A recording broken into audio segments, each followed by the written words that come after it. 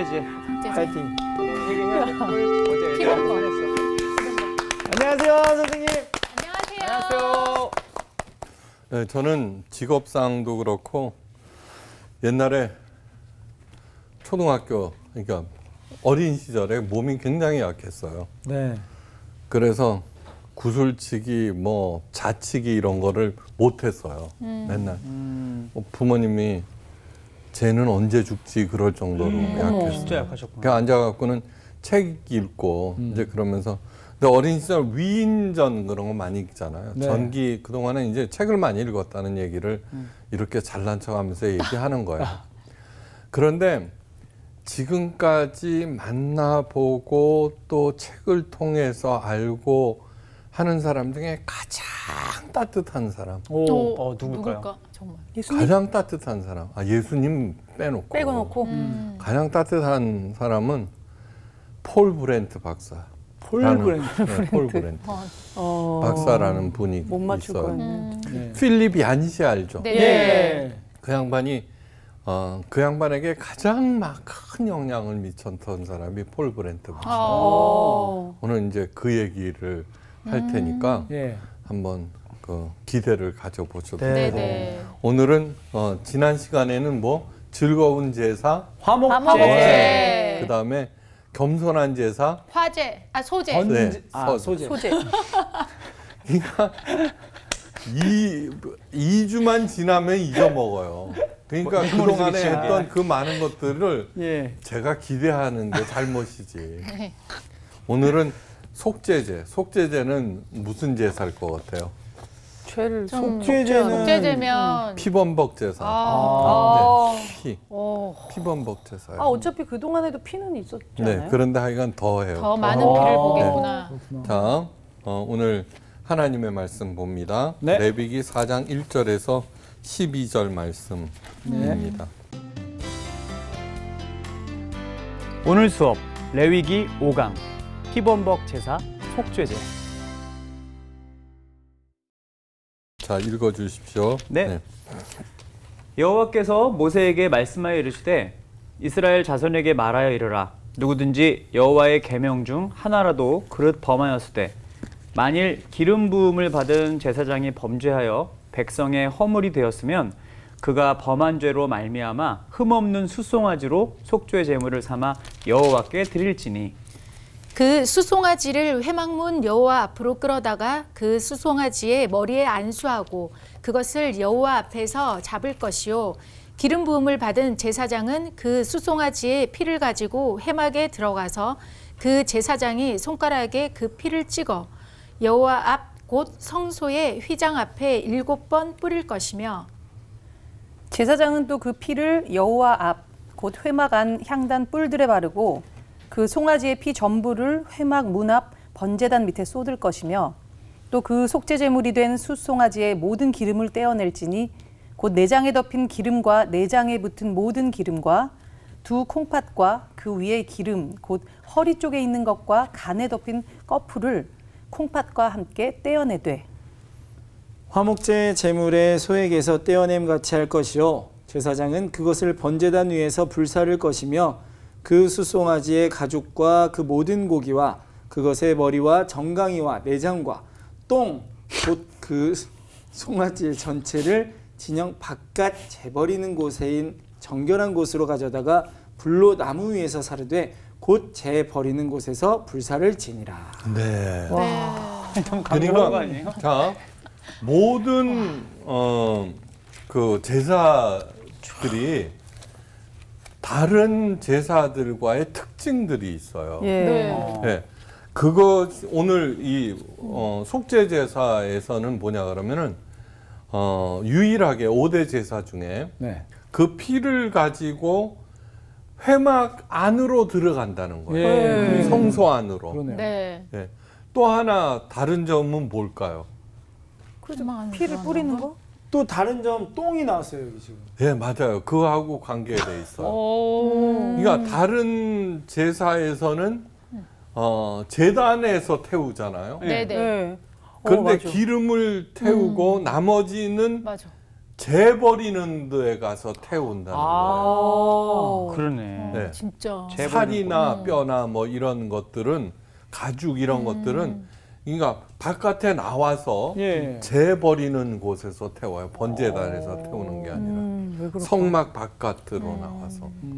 왜 이런 것이 있을까? 그런데 이러한 특징들은 뭐냐 그러면 각각의 제사들의 독특한 그 제사에 담아놓은 하나님의 깊은 뜻들이 들어가 있다는 거예요. 네. 왜 이러셨을까? 네? 그걸 일주일 내내 생각하는 거예요. 네. 그리고서는 성경의 다른 부분과 연결이 되면서 그러니까 이게 날이 가면 날이 갈수록 성경에 대한 여러 면들에 대한 것들이 이렇게 혼합되고 그다음에 종합되고 걸러지고 그러면서 더 깊은 십자가의 뜻이 드러나고 더욱 풍성해진다는 거예요. 자, 세상에서 가장 따뜻하다고 생각하는 제가 폴 브렌트 박사부터 얘기하겠어요. 네. 폴 브렌트 박사는 세계적으로 존경받는 선교사이자 최고의 외과 의사예요. 최고의. 의사구나. 그거는 뭐냐 그러면은 인도의 그 한센병 걸린 사람들을 치유하면서 생긴 우리가 손가락 움직이잖아요. 네. 그럼 굳었잖아요. 네. 그저 잘라지고 굳어지죠. 그것을 움직이게 만들 수 있는 유일한 세계 최고의 외과 의사예요. 왜요? 하여간 거기에는 이유가 있어요. 그렇게 된 데는. 부모님은 인도 오지에서 가난한 인도 사람들을 위해서 평생을 바친 의료 선교사였어요. 예. 예. 브렌트 박사 역시 인도 나병 환자들을 위해서 헌신한 그런 정말로 그러니까 부모님들이 어떻게 하면 쉽게 해서 자격증이 없는 의료인들이었어요. 네, 무슨 의사도 아니었고 근데 너무너무 불쌍하니까 무조건 도와주러 가면서 자꾸 오지로 들어가게 됐는데 그때 브렌트 박사도 인도의 그 가난한 애들과 똑같이 키웠어요. 똑같이. 훌륭한 거예요. 네. 인도에서 태어난 브렌트 박사는 변변한 의료 장비나 약품 없이 치료나 수술에 임하는 부모님과 환자를 보면서 피는 곧 숨 끊어지는 비명이며 마취제가 없으니까 수술은 해야 되는데 그죠? 네, 비명이며 참을 수 없는 고통이었어요. 피. 네. 제대로 된 의학 공부를 하지 못했던 부모님의 권유로 의학 공부를 시작한 브렌트였지만 피는 여전히 공포와 혐오 그 자체였어요. 그 할 때마다 들려오는 비명 소리 한번 생각해 보세요. 네, 꽁꽁 묶어놓고 할 수밖에 없고. 그래갖고는 이제 런던에 있는 의과대학에 들어가게 된 거예요. 영국 런던의 한 병원 응급실에서 의학 실습을 하던 어느 날 밤 갑자기 간호사가 막 뛰어들어오면서 소리쳤어요. 빨리 좀 와보세요. 빨리 좀 와보세요. 그녀의 손과 유니폼은 온통 피범벅이었어요. 그녀를 따라간 곳에는 인형처럼 예쁜 여자아이 하나가 누워 있었어요. 피를 너무 많이 흘려서 밀랍 인형 같았고 하얗고 네. 산소 부족으로 그녀의 뇌는 더 이상 작동하지 못하고 있었어요. 의사들과 간호사들은 다른 조치를 위해서 바쁘게 움직였고 실습생인 폴 브렌트에게는 맥박과 혈압을 재는 일을 맡겨놨어요. 네. 맥박은 멈춰 있었어요. 그는 그녀가 죽었다고 생각했어요. 맥박이 멈춰 있었어요. 네. 부랴부랴 혈액병이 도착했고 수혈이 시작되었고 그에게는 혈액병이 비어질 때까지 잘 지켜보고 있으라는 명령이 내려졌어요. 모든 사람들은 다른 일로 떠나고 그녀의 손목을 이렇게 잡고 있는 브렌트만이 남겨졌어요. 얼마나 지났을까? 갑자기 희미한 움직임이 손끝에서 감지되는 거예요. 수혈을 하고 있는데. 네. 혹시 내 손가락에서 정신을 집중했어요. 그런데 움직임의 출처는 분명히 그 소녀의 손목이었어요. 네. 살아났다. 겨우 감지할 수 있을 만큼 빈약한 떨림이었지만 속도는 일정하게 이렇게 이어졌어요. 시간이 지남에 따라서 수채화 물감처럼 그녀의 뺨에 홍조가 뜨기 시작하고 그 아름다운 빛깔은 얼굴 전체로 서서히 번져갔어요. 야. 그걸 갖다가 다 본 거예요. 놀라운 일이었어요. 얼마 후에 더욱 놀라운 일이 벌어졌는데 그 소녀의 눈이 반짝 떠진 거예요. 아이고. 아이고. 예. 초점이 돌아오고 서로 눈이 마주쳤어요. 소스라치게 놀란 것은 물 좀 달라는 그 소녀의 목소리 때문. 살아난 거예요. 예. 이 사건은 폴 브렌트의 인생을 송두리째 변화시켰어요. 송두리째. 기적을 목격한 거예요. 네. 예. 그는 혈액병에 적혀 있는 헌혈자의 이름을 보았어요. 헌혈자. 예. 그리고 만약 그가 지금 일어난 기적의 소식을 들었으면 얼마나 기뻐했을까. 수요 헌혈한 사람, 그죠? 그 자기 피로 인해서 한 소녀가 살아났다는 거. 네. 그 후 폴 브렌트는 의학을 정말 사랑하게 되었고 정말 열심히 예, 공부했고 평생을 생명을 살리는 일에 바쳤어요. 네. 그 필립 얀시가 그 폴 브렌트 박사를 만나고 그 다음에 진행하고 같이 공동 저술도 하고 그 사람의 생애에 대해서 썼는데 그 책을 읽어보면은 폴 브렌트 박사가 사랑이 얼마나 가득한지 그 적혀져 있어요. 그러니까 이 사람은 절대로 예, 아프면 아플수록 더 많은 관심을 보였어요. 예.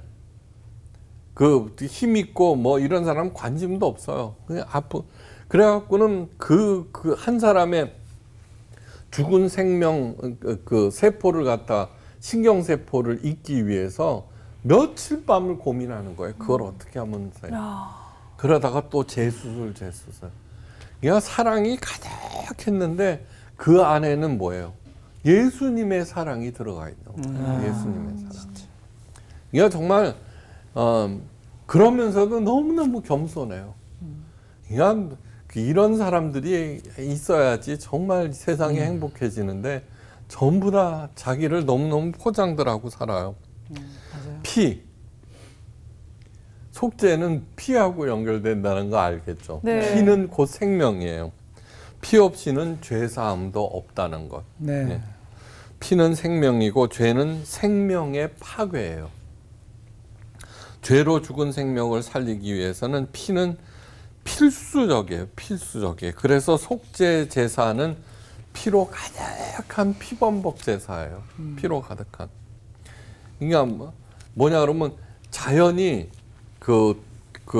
죽이면은 피가 나오게 돼 있지만 다른 제사는 피가 그렇게 많이 나오지 않도록 조치를 취하는데 이거는 일부러 피를 다 드러내는 거예요. 쏙 빼버리는 거예요.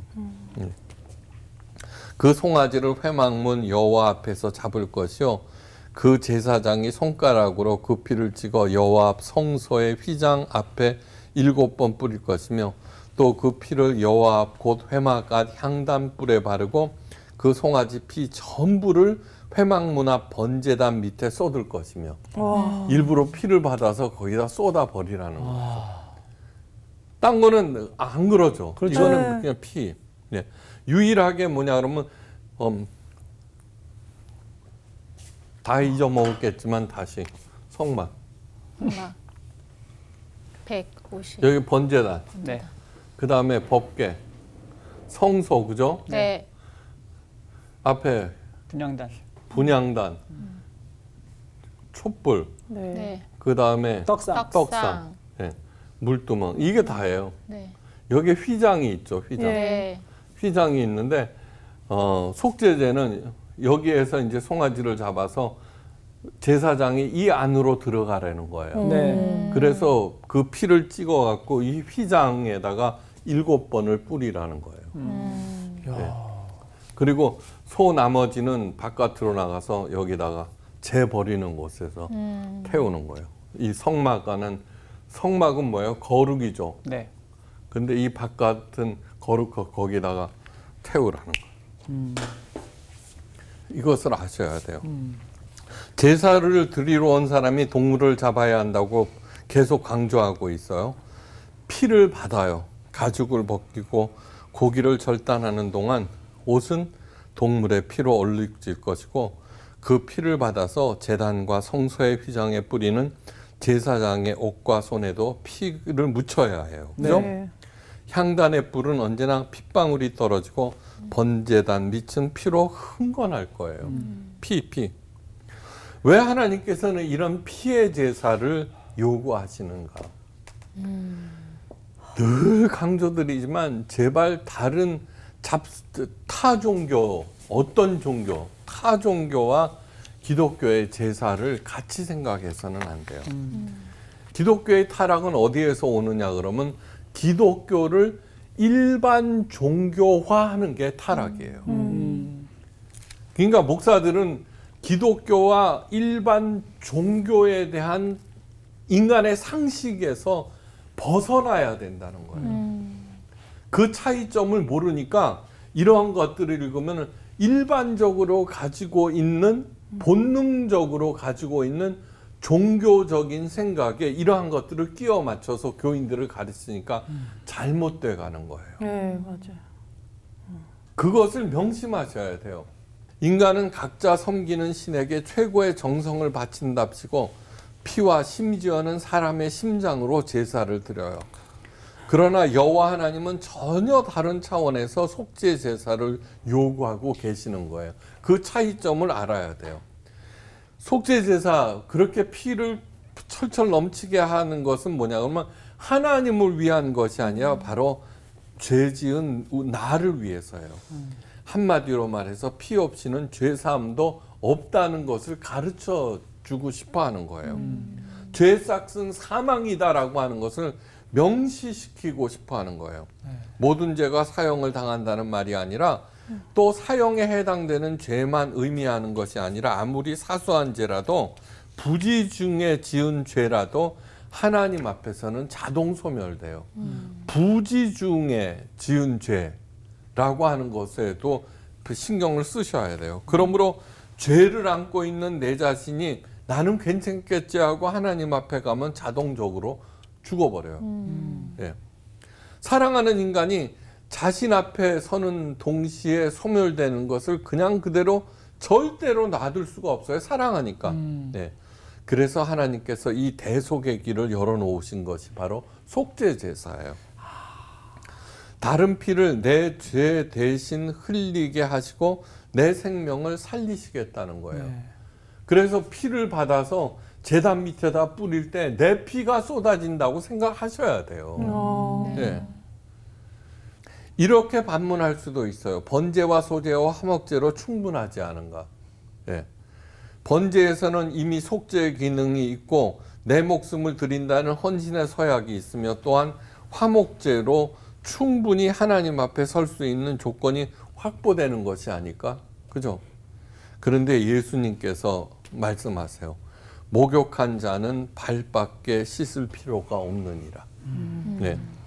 예전에는 1년에 몇 차례만 목욕했어요. 명절 앞두고. 맞아요. 꼭 목욕탕 가고. 네. 맞아. 아무리 그래도 네. 수시로 하루에도 여러 번 더러워진 부위는 씻었어요. 그렇죠. 예. 네. 번제는 목욕이에요. 속죄제는 세수예요. 우리는 거꾸로 생각할 수가 있어요. 그렇죠. 진짜. 네. 근데 속죄제는 왜냐 그러면 늘 죄 가운데 있잖아요. 네. 늘 죄 가운데 있잖아요. 그렇죠. 그러니까 죄 지을 때마다 손 매일, 씻는 거라고 생각하셔야 돼요. 번제는 단 한 번에, 그죠? 나는 나 자신을 드립니다. 예. 그러니까 바세바하고 죄를 짓고 난 다음에, 예? 네. 그 나단 선지자 앞에서 다윗이 먼저 드렸던 제사가 뭔 줄 알아요? 번제였어요. 번제를 먼저 드려요. 그리고 거기에 해당되는 속죄제를 또 드리는 거예요. 이게 번제제가 기본이라고 하는 거. 그러니까 가장 먼저 나오는 거예요. 네. 죄밭에서 뒹굴어 살아야 하는 인간에게 더 필요한 것은 바로 속죄제예요. 예. 매일매일 세수하고 그런 것처럼 샤워하고 그리고 이제 그 때 밀러 한 달에 한 번 목욕탕 가서 때를 빡빡 밀고. 예. 속죄 제사는 대단히 복잡해요. 왜 그러느냐 그러면 그만큼 죄가 다양하기 때문이에요. 네. 그래서 많이 사연마다 그 방법이 다르는 거예요. 왜 그러느냐 그러면은 생각하라는 거예요. 네가 지은 죄가 뭔지. 그러니까 이런 죄를 지었으니까 이렇게 하는 동안 자기가 지은 죄 뭉뚱거려서는 안 돼요. 그래서 신분에 따라서 제물도 다르고 방법도 달라요. 제사장이 죄를 지은 경우, 이스라엘 온 회중의 경우, 이스라엘 족장들의 경우, 일반 평민의 경우와 각각 그 속죄 제물과 방법이 달라요. 그죠? 그러니까 중요한 존재에 있을수록 더 비싼 제물과 더 복잡한 방법을 요구해요. 원리는 간단해요. 신분이 높고 중요할수록 하나님은 더 큰 책임과 더 큰 성결을 요구하시기 때문이에요. 그죠? 너무 당연하겠죠? 예수님께서 가장 중요하게 보시는 직책은 바로 제사장이에요. 나라 전체보다도 족장보다도 당연히 일반 평민들보다도 제사장을 중시하세요. 그만큼 대한민국의 제사장은 누구예요? 기독교예요, 기독교. 그러니까 제대로 하셔야 되는 거예요. 예. 그만큼 제사장의 역할이 중요해요. 제사장은 하나님의 대리자고 인간과 모든 피조물의 대표자로서 그것을 이끌고 하나님 앞으로 가기 때문이에요. 네. 일반 교인들은 목회자를 제사장으로 보고 있는데 특히 목회자 스스로 그렇게 생각하고 있어요. 이것이 오늘날 기독교에서 가장 잘못된 생각이에요. 모든 사람들이 제사장들인데 네. 목사는 뭐냐 그러면 그 제사장들을 올바로 가르쳐야 하는 선생인 거예요, 선생. 다시 묻겠어요. 축구 선수가 중요해요? 축구 감독이 중요해요? 선수요. 선수? 아니, 예, 선수예요. 물론 감독이 그것을 운영하고 그렇지만 직접 뛰는 것은 선수들인 네. 거예요. 네. 축구 코치가 중요해요? 선수가 중요해요? 선수요. 코치는 가르치는 사람일 뿐이에요. 그것을 잊어서는 안 돼요. 절대로 안 돼요. 네. 제사장은 대단히 중요한 존재예요. 그러나 제사장은 신성한 존재는 아니에요. 거룩한 존재는 아니에요. 네. 제사장이라고 해서 그 사람 자체가 중요해지는 것이 아니에요. 그 직책을 얼마나 잘 수행하느냐가 훨씬 더 중요해요. 실패한 제사장의 대표적인 인물이 엘리 제사장인데 그의 가문은 철저하게 무너져 버려요. 예수님도 어리석고 불의한 청지기에 대한 질타와 경고를 수차례에 걸쳐서 했는데 그것을 꼭 목사님으로 생각하지 말고 여러분들이 제사장들 아니에요. 왕 같은 제사장. 이스라엘의 실패는 제사장 나라로서의 역할을 제대로 수행하지 않았다는 것. 왜곡된 선민 사상과 그릇된 기복신앙으로 인해서 제사장 나라에서 해임되고 새 이스라엘인 그리스도인들을 제사장 나라로 다시 세운 것이에요. 그런데 도루묵이 돼버렸죠. 한국 기독교 도루묵이 돼버린 거예요. 다시 또 구약 시대로 돌아가서 보세요. 선민의식, 그죠? 기복신앙. 이게 이스라엘을 망쳤거든요. 그거 또 그러고 있잖아요. 그러니까 그건 왜 그러냐 그러면 본능적으로 들어가 있는 종교 인식 때문이에요. 그리고 무엇보다도 자신은 중요하다는 오만함 때문에. 아, 나는 중요한 존재야. 정말 중요한 존재예요? 나 없으면 안 돼. 세상의 모든 잘못된 지도자들이 그 생각을 해요. 제발 그러지 마세요. 히틀러가 없으면은 독일이 거덜나는 줄 알고, 그죠? 북한도 마찬가지고요. 천만의 말씀요. 오히려 그렇게 생각하는 사람이 없어져야지 살아나게 된다는 것. 네. 오늘날 많은 목회자들이 옛 이스라엘의 잘못된 전철을 그대로 밟고 있어요. 오직 너희는 택하신 족속이요 왕 같은 제사장들이요 거룩한 나라요 그의 소유된 백성이니라고 베드로전서 2장 9절. 여기서 말하는 너희는 목회자만을 지칭하는 것이 아니라 모든 그리스도인들에 한 것 잊지 마세요. 네. 네. 예수님께서는 제사장으로서의 올바른 지책 수행을 다음과 같이 가르쳐 주셨어요.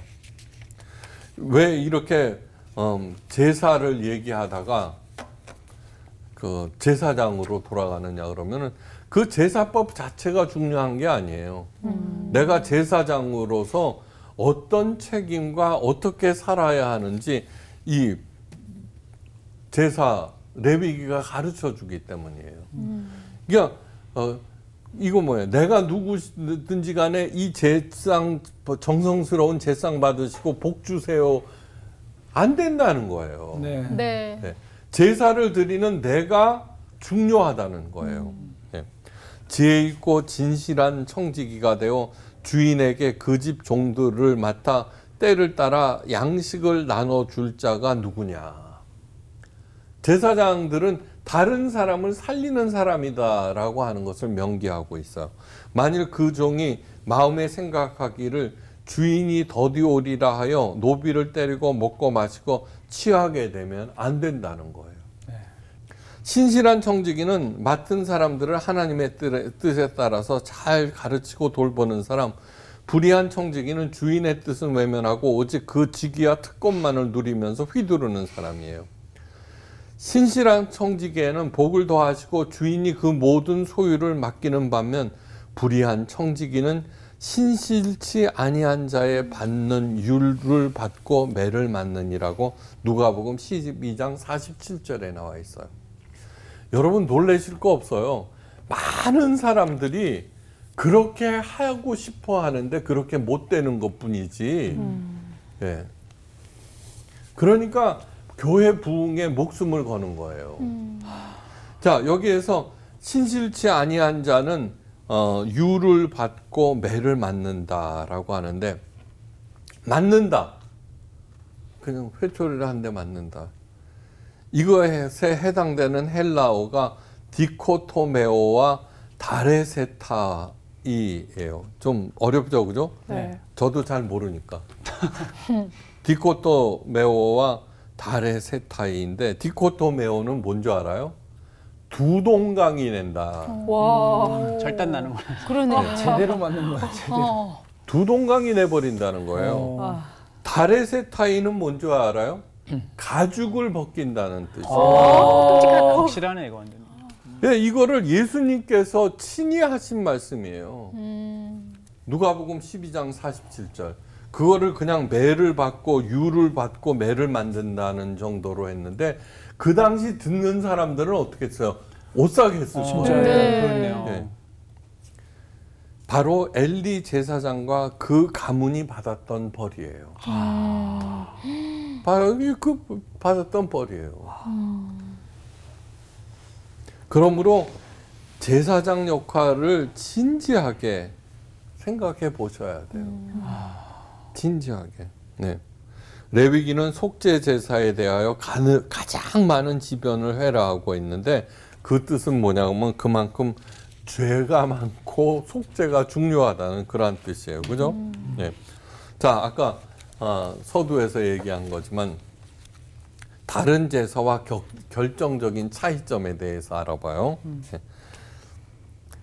향기로운 제사로서 하나님께 드리는 번제, 소제, 화목제와는 달리 속죄제는 번제단에서 제물을 태우지 않고 진 바깥에 제 바르는 곳에서 제물을 태웠어요. 네.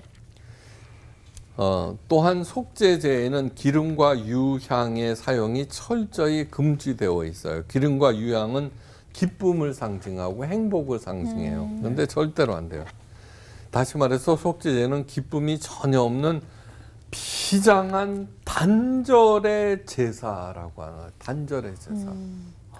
성막은 거룩함이 구별되어 있는 곳이에요. 네. 그 바깥에 나가. 그러니까 내가 지은 죄가 그만큼 하나님께서 지긋지긋하게 생각하신다는 거예요. 결정적인 실패를 자초하는 것이기 때문이에요.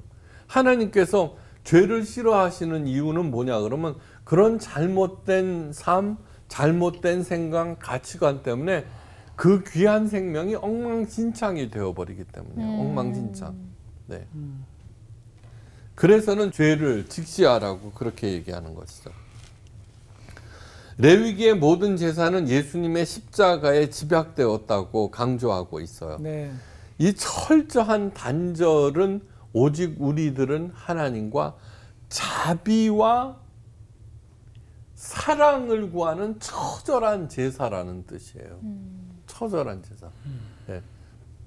우리의 죄를 대신해서 예수님께서 속죄제물이 되었는데 어디에서 돌아가셨어요? 갈보리. 네. 갈보리가 뜻하는 게 뭐냐 그러면 예루살렘 성 밖이라는 뜻이에요. 진박. 그러니까 이것이 얼마나 철저하게 그죠? 다 연결이 되었는지 그거를 이거는 뭐냐 그러면 예수님이 진 밖에서 돌아가셨다라고 하는 뜻은 한센병처럼 철저하게 격리되고 단절되는 것을 의미하는데 저는 가장 십자가에서 주여 어찌하여 저를 버리시나이까 마지막 절규예요. 자, 한번 생각해 보세요. 우리들은 내일만 좀 안 되면 하나님이 나를 버리셨다고 그러는데 그죠? 하나님은 절대로 우리를 버리신 적이 없어요. 내가 놨지 그 손을. 네. 그렇죠. 근데 예수님께서 주여 어찌하여 저를 버리시나이까 하는 것은 진짜 버리셨다는 거예요. 그러니까 우리의 손을 붙잡기 위해서 아니 우리가 하나님의 손이 놓은 게 아니고 내가 놨다는 것을 알고 내가 다시 하나님의 손을 붙잡게 하기 위해서 진짜로 자기 아들은 버리신 거예요. 그걸 아셔야 돼요. 예수님이 왜 하나님의 마음을 모르겠어요, 그죠? 무슨 뜻인지 알겠죠? 네. 죽겠다 하고도 진짜로 죽을 게 아니라는 거예요. 진짜는 뭐예요? 아, 이제 나는 죽었구나 할 때. 그것이 진 밖에서 모든 피를 쏟으시며 돌아가셨다는 거죠. 그죠? 이 길고 복잡한 속죄 제사를 십자가에서 완성하신 예수님, 그 얼마나 홀가분하고 신나는 일입니까? 그런데 그분이 다 담당하셨으니까 우리는 모두 있고 인생을 즐기자는 것입니까? 아니죠. 지금 저는 뭐를 하고 있어요? 하나님의 마음과 예수님의 마음을 여러분들에게 읽어주고 있는 거예요. 왜? 거기에 한번 여러분들 진지하게 반응해 보시고 심각하게 생각해 보시고 내가 무엇이 잘못된가를 직시하게 하기 위해서요. 이것이 그 복잡하고 번거로운 제사에 들어가던 시간과 정성과 비용을 제사장의 사명을 제대로 수행하라는 데 쓰라는 당부예요. 네. 속죄 제사의 여러 절차들과 그에 담긴 뜻을 다 설명할 수는 없지만 그중 휘장에 7번에 걸쳐 뿌리는 피의 의미를 생각해 봐요. 휘장은 뭐예요? 지성소, 지극히 거룩한 곳. 법궤가 상징하는 하나님의 임재와 우리를 가로막는 휘장이에요. 그러니까 그 안에는 대제사장이 대속죄일날 딱 한 번 들어간다고 그랬어요. 그죠? 들어갈 수가 없어요.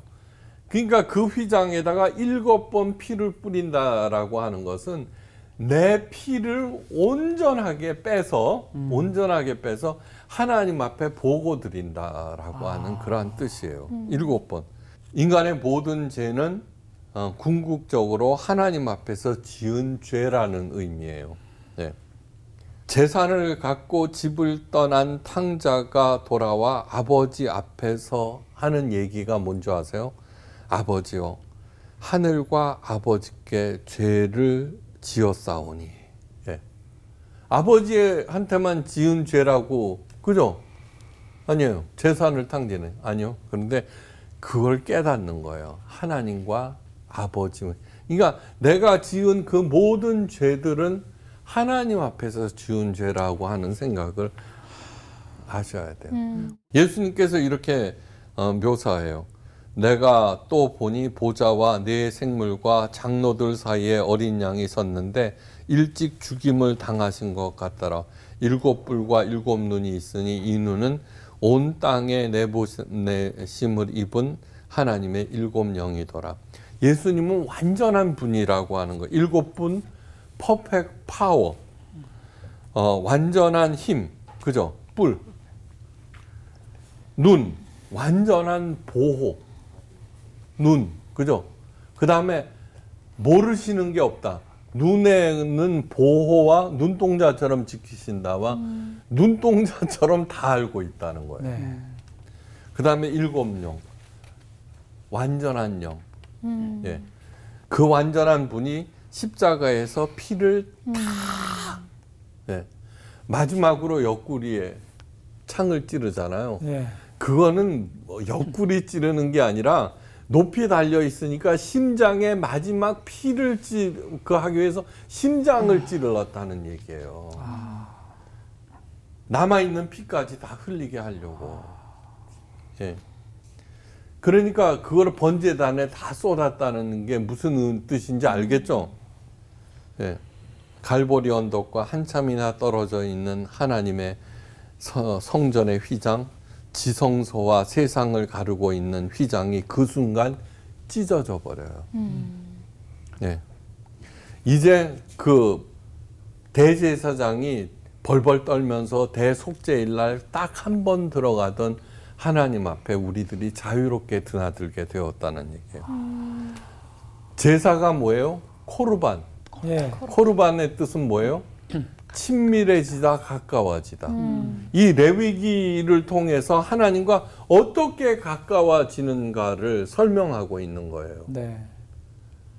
그런데 이 처절함을 하나님께서 본인이 다 겪으시고, 예, 제발 친밀해지자는 거예요.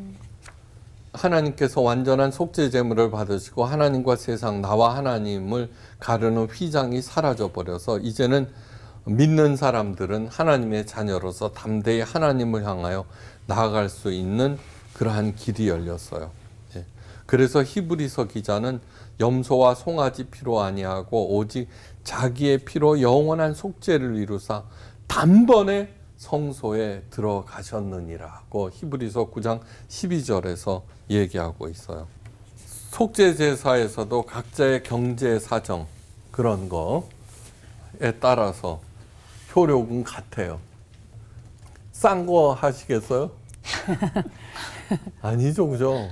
근데 하여간 정말로 하나님께 그 직접 나아갈 수 있는 길을 열어주신 거에 대해서 이 세상에서 최고의 은혜는 뭐냐 그러면 그 어마무시한 분이 내게 다가오셨다는 거예요. 맞습니다. 그리고 그것을 생생하게 내 믿음을 그냥 뭐 이렇게 하는 것이 아니라 현실화시키고 구체화시키고 내 남편이나 아내를 사랑하듯이 그분을 그보다 더욱 사랑하는 그냥 생생하게 살아 움직이시기를 바라요. 그런 마음을 가질 때 이 꽃들이 아무렇게나 안 보여요. 하나님의 은혜 풍성하게 누리시고 언제든지 주변에 하나님의 사랑과 그 기쁨을 풍성하게 나눌 수 있는 여러분들 되시기를 간절히 바랍니다. 감사합니다. 감사합니다. 이제 지난번 저희 화목제 배울 때 십자가에 화목제가 그대로 담겨 있었잖아요. 근데 오늘은 속죄제의 이 내용이 십자가 그 예수님의 그 피 흘리심과 심지어 그 갈보리산 그 위치까지. 와, 이게 너무 정말 그렇구나. 진짜 레위기는 십자가를 그대로 담고 있구나. 이런 맞아, 생각을 맞아. 정말 깊이 해보게 됐어요. 난 아까 어찌하여 나를 버리시나이까 얘기를 하셨을 때 꼭 나랑 예수님이 절벽에 매달려 있는데 하나님이 이제 내 손을 잡아주신 것 같은 거야. 그래서 와, 내가 그런 은혜를 받고 이렇게 그냥 살아가고 있는다는 게 너무 죄스럽고 그 하나님의 마음을 한시도 잊고 싶지 않다는 생각이 들었습니다. 네. 수업 들어가기 전에 막 피범벅 얘기해가지고 그러니까. 약간 좀 피 못 보고 막 이런 소리 있잖아. 근데 오늘 말씀 들으니까 예수님의 보혈의 피는 그냥 아름다운 것 같아. 너무 맞아요. 찬란하고. 진짜 아니 정말 이 레위기의 제사법들을 들으면서 어떤 생각이 들었냐면 이 예수 그리스도의 십자가 사건이 정말 구체적으로 와닿는 맞아요. 거예요. 그래서 예수님이 정말 나를 위해서 그 남은 피 한 방울까지 다 쏟아내셨구나. 정말 내가 왜 그 사랑을 그냥 막연하게만 생각을 했을까. 네, 정말 그 사랑이 이 수업 시간을 통해서 더 이렇게 깊게 와닿는 것 같아요, 진짜. 집에 헌혈증 있어요?